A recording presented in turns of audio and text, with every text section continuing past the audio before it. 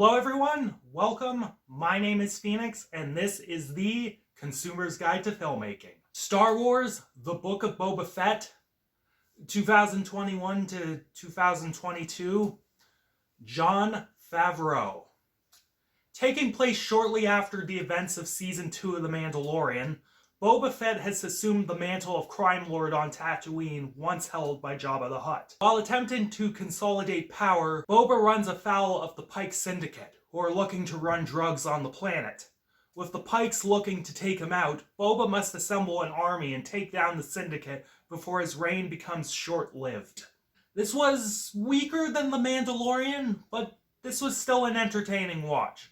An amusing continuation of both Boba's and Mando's story. What ends up bogging down the show for me is honestly the lack of the titular character. While the show more or less functions and hits its simplistic beats fairly competently, it squanders what made The Mandalorian interesting. What intrigued me about the Book of Boba Fett is that it was going to do a different genre.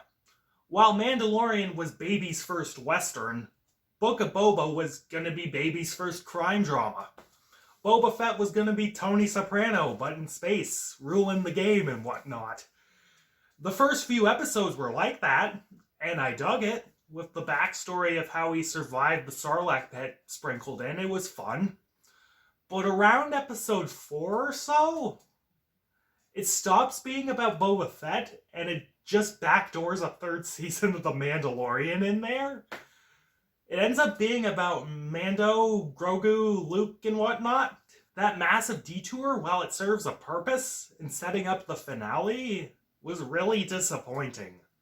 We didn't explore Boba Fett and this new world and new focus nearly enough as we should have. While we could have had Mando and Grogu show up in the finale, they didn't need 2 or 3 entire episodes devoted to them. But otherwise, the show was kind of fun. Technically, it was fine. Shot comp and editing, serviceable. Costumes and set were pretty damn great. I love the costumes and sets in Star Wars shit.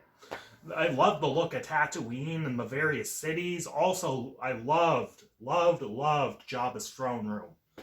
The music's pretty fun as well. A similar sort of pulsing Western theme arrangement with some synth and electronic stuff sprinkled in. The main theme, though, is another beautiful piece by Ludwig Göransson. This big, blustery, tribal singing with throbbing drums and beautiful orchestral melodies encapsulates the warrior spirit of Boba Fett perfectly.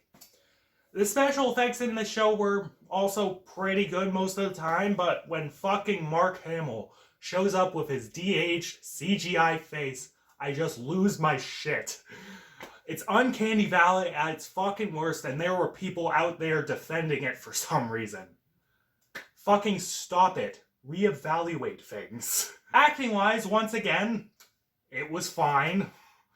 Tamira Morrison, while he has gotten a bit old and can't really handle any intense choreography or stunts, he lends a decent voice and presence to Boba Fett. The man carries himself like a crime don with a noble edge, and I was interested in what he was doing. Ming-Na Wen was also pretty good as Boba Fett's advisor. He carried herself like a badass, and it was effective enough. We also had Pedro Pascal returning as Mando. He showed a lot of good emotion during the Baby Yoda sections, along with some decent enough supporting actors, and cameos by Rosario Dawson, Timothy Olyphant. They all seem to be having fun and getting paid. It's good stuff. Overall, while considerably weaker than The Mandalorian, The Book of Boba Fett is a fun show. When focused on its main character, it shows potential for a very interesting crime drama. Hopefully a potential season 2 will correct some of the issues in this season. If you are a Star Wars fanatic, you'll probably have watched this already, but even for a casual viewer, this and The Mandalorian are fairly fun watches. I'm feeling a 6 out of 10 on this one. That might be a bit generous, but its strong elements entertained me. Catch you later, guys.